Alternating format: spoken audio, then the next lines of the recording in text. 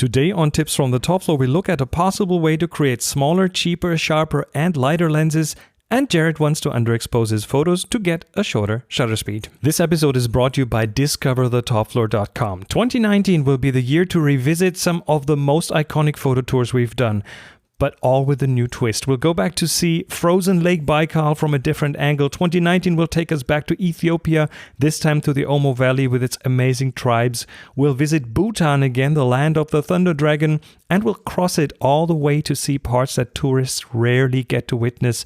And we'll go back to the Kyrgyz Republic along the Silk Road to revisit one of the most diverse landscapes that I've ever been in. Check out the photo tours at DiscoverTheTopFloor.com for more. I'm looking forward to traveling with you. This is Tips from the Top Floor, episode 877 for September the 5th, 2019. Tips from the top floor, tips from the top, alright, from the top floor. Hey, hello, welcome, it's Chris Marquardt, you're listening to Tips from the Top Floor, and we are back with another episode, 877, smaller, cheaper, sharper, lighter. Yeah, let's look into the whole thing that popped up in my feed reader, going through the blogs, and showed up in multiple locations. And it was also sent to me by Greg and a few others, so thanks a lot. It's about a new miracle formula that solves the spherical aberration problem. And the big question is, will this give us flat and cheap miracle lenses? Yeah, I see the question marks in your face, and I had some too. Let's go one step back, right? Let's first of all look at what is spherical aberration in the first place. And it's very simple to explain. Ideally, if you have a point in front of the lens, you would hope that every beam of light from that point would be focused in the same spot. And those beams go through the center of the lens and through the sides of the lens and the edges of the lens. So you want those all to be focused on the same spot. But that is just not the case with just plain old lenses. Because the rays in the middle of the lens, they get focused to a slightly different spot than the rays from the side of the lens. And that means that the lens isn't sharp. Or let me put it this way, it's not sharp throughout, right? That field behind the lens, the sensor in your camera, you want that field that is projected on the sensor to be sharp throughout, in the center, in the corners, and so on. Now, if you are a bit of a nerd, then you know that that's just not the case. The lenses go out of focus, go slightly unsharp towards the edges. And an extreme example is a Lens Baby. What's the current Muse, I think. Yeah, that lens doesn't have any straightness in the field of focus. It's just focusing in one point and then the rest quickly goes out of focus. And there are several ways to counter that, and we've done them forever. One is to stop down.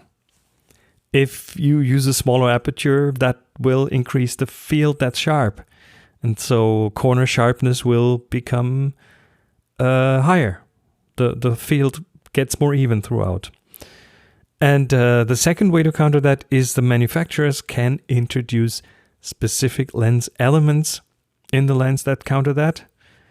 And you will be familiar with that. If you have any number of lenses, you've probably come across the ASPH name on them. And that's what's an aspherical lens element. That's an additional special element inside a lens that is not spherical, but it has a weird shape. It's aspherical, non-spherical.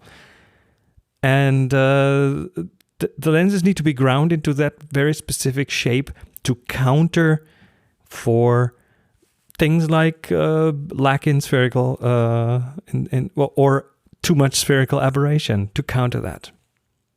Okay, so here's this new formula. And the new formula is now, it's a pretty much a miracle, because we've made lenses for so long, but no one ever figured out the exact formula. So the new formula pretty much allows you to make, or to calculate the geometry of a lens that will have zero spherical aberration. So it will produce a field that is in focus throughout, which is awesome. And by the way, this is also an aspherical lens element. The result of the formula creates an aspherical lens, just a very specific one. And that means the lens manufacturers now have that formula.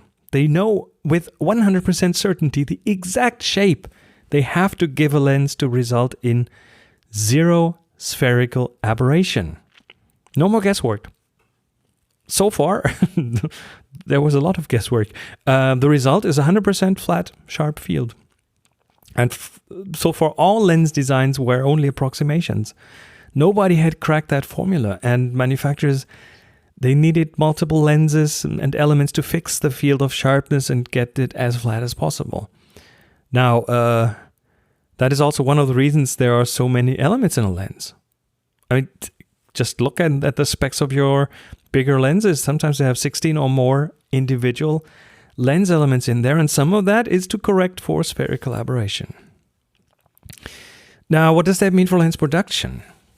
So that's a very good question, because now to get to the point where you get the best sharpness throughout, ideally you'd only need one single lens that is made after this formula.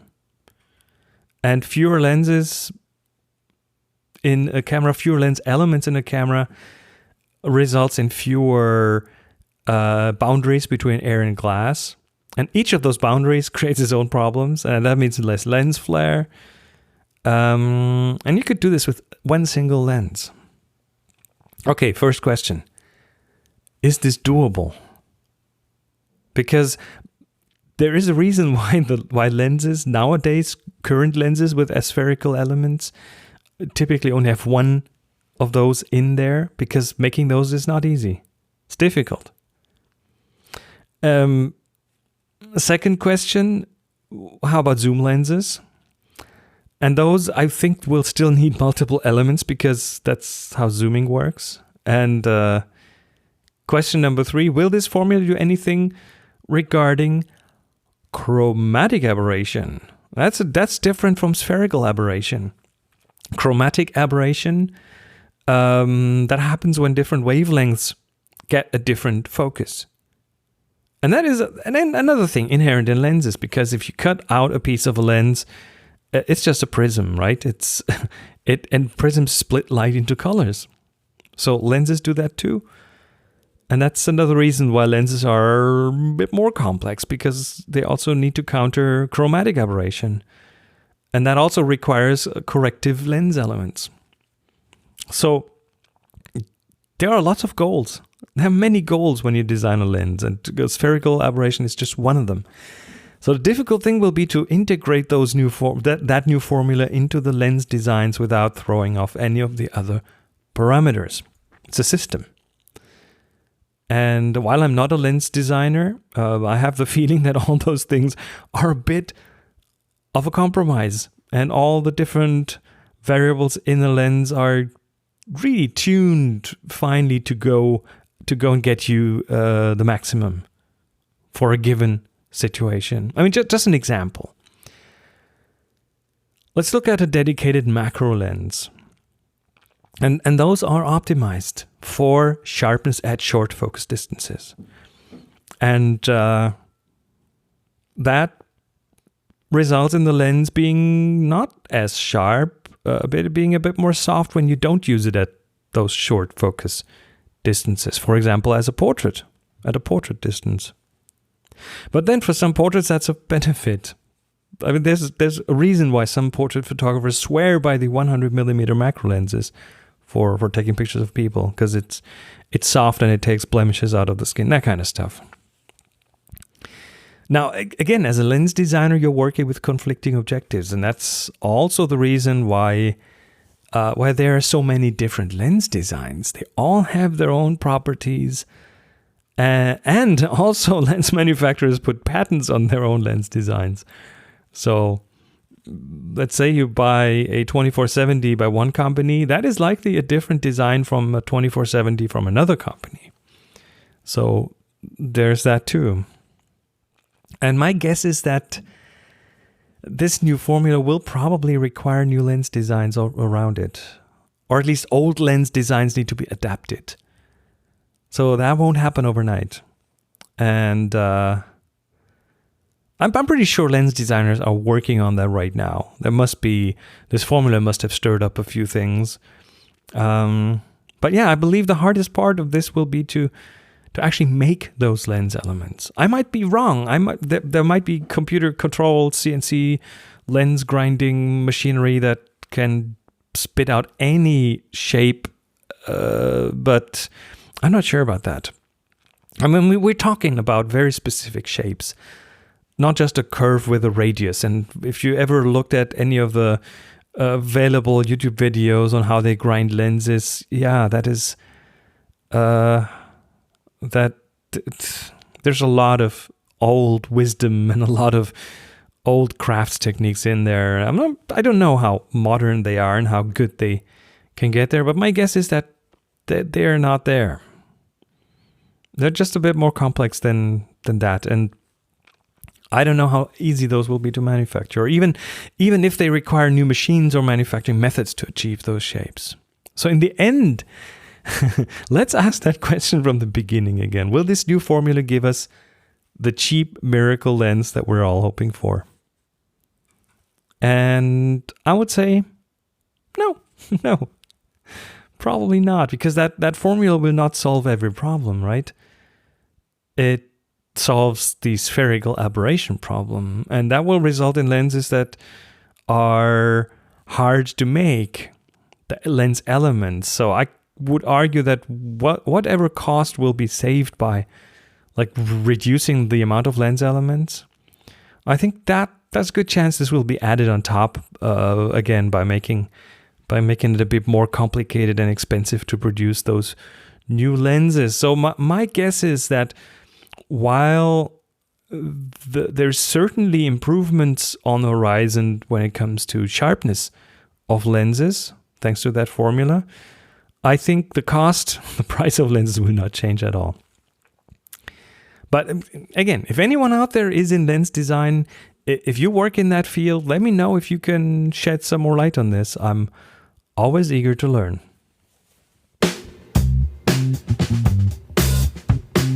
Let me say a quick thank you to this week's sponsor, Masterclass. Whatever you're passionately curious about, you can keep digging in and learning more with a master of the field when you sign up for Masterclass. And it's really interesting because, of course, the first thing that I personally checked out was their photography content. Jimmy Chin on adventure photography and, of course, Annie Leibovitz. But, browsing the catalog, I got stuck with Chris Hadfield just recently because his class on space exploration is just something else. It's very gripping. I love the production. So very sleek and well done. Such a joy to watch. And just in general, so much great content there. Masterclass offers exclusive access to online classes taught by masters of their craft. Learn the art of photography from Annie Leibovitz and adventure photography from Jimmy Chin and tons more. Masterclass offers classes on everything from game design to basketball to French pastry fundamentals. There are over 60 classes and new ones are added all the time. Lessons are about 10 to 15 minutes long and you can explore them in whatever order you'd like on your phone, tablet, Apple TV, and computer. Plus, Masterclass offers a 30-day money-back guarantee when you sign up for annual membership, so you've got nothing to lose. Now, you can have unlimited access to every Masterclass, and as a tips from the Top Floor listener, you'll get $30 off. Just go to masterclass.com/topfloor for $30 off your first year of the All Access Pass. That's masterclass.com/topfloor for unlimited access to Masterclass at $30 off. masterclass.com/topfloor.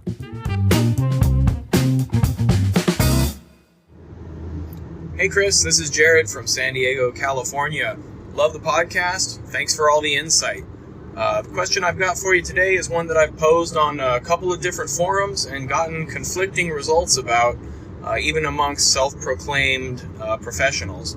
So the question is, when you're shooting action in low light, I've heard that a common technique is to underexpose intentionally to get a better shutter speed without having to raise the ISO, and then raising that exposure in post.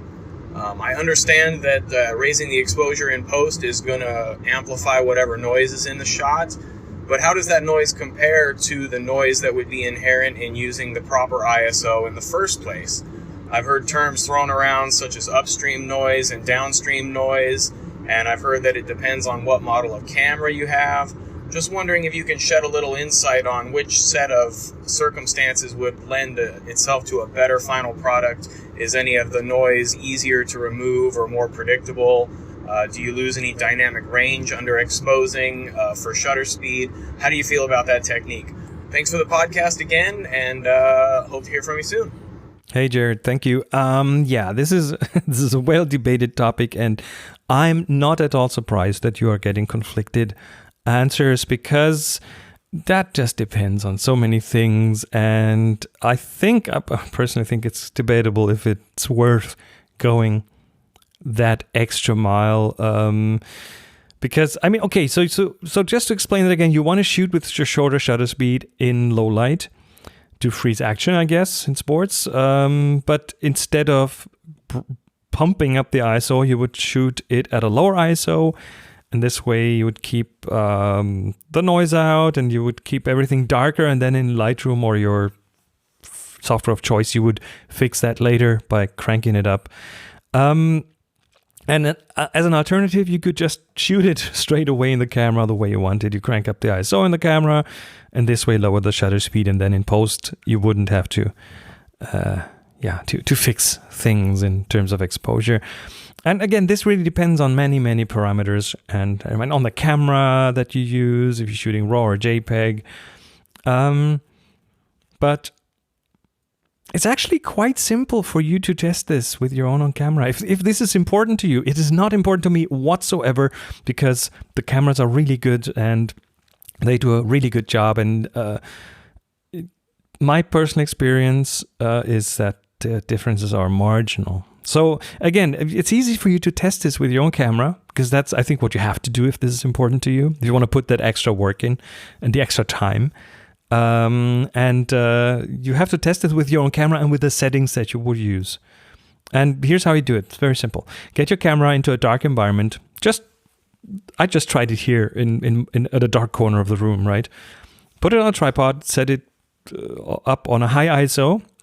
I don't know, 6400, twice that, I don't know, whatever you want. And put the camera in manual mode so you don't get any automatic metering and be in the way. Open your aperture and set a shutter speed that works for this exposure, right? If you have a DSLR, use live view for that so you can easier see that. And then take the pictures. You have a well-exposed picture at a very high ISO. And now turn down the ISO. Let's say 3 stops, right? That's normally 9 clicks, 3 clicks per stop. So if you started at 6400, bring it down to ISO 800, and then don't change anything else. Leave the shutter speed, leave the aperture. Just change the ISO from 6400 to 800, and then take that picture again. Now you should have 2 photos, one with good exposure and a high ISO, and a darker one with a lower ISO. And now import those into Lightroom, or again, whatever you want to use. And in your software, raise the exposure of the darker picture by 3 stops. In Lightroom, that's easy. Right next to the exposure slider in the develop module, just enter 3 in that box and you're there. Now you have 2 pictures at the same brightness, one that was shot with a lower ISO, one that was shot with a higher ISO, but you fix that in post. They're both the same exposure now. And in Lightroom, if you mark both photos in the library, you highlight both and you press the C key, C for compare. Then you get a side-by-side view of the 2 pictures. And when you click on one of them to zoom in, it zooms both in. So you can easily, and then you can pan around and they will both pan. And you can easily see side-by-side how different they are. And guess what? When I just did that with my camera before I started the recording, I couldn't really see any discernible difference between those 2 photos. Or maybe if there was a difference, really, with a lot of goodwill, I had to actually go in and zoom into 300% to finally see a bit of a difference. But which doesn't make a difference because you never go over 100%, and even that I would argue you hardly ever do. So even if there is a difference, I would even lean into the direction that the picture that was taken with a higher ISO camera is just a minute fraction less noisy than the one that I raised the brightness of after the fact. And again, those differences, in my experience, are so minimal that for all practical purposes, it won't make any difference. So before I would even go close to any of those technical details for things like sports photography, I'd probably work on things like framing, on focusing technique, and especially on timing. And I know that's probably not what you hope to hear, but really, don't sweat the technical details too much. There's so many other areas in photography that are so much more important because, a boring picture will not become any less boring if it's less noisy.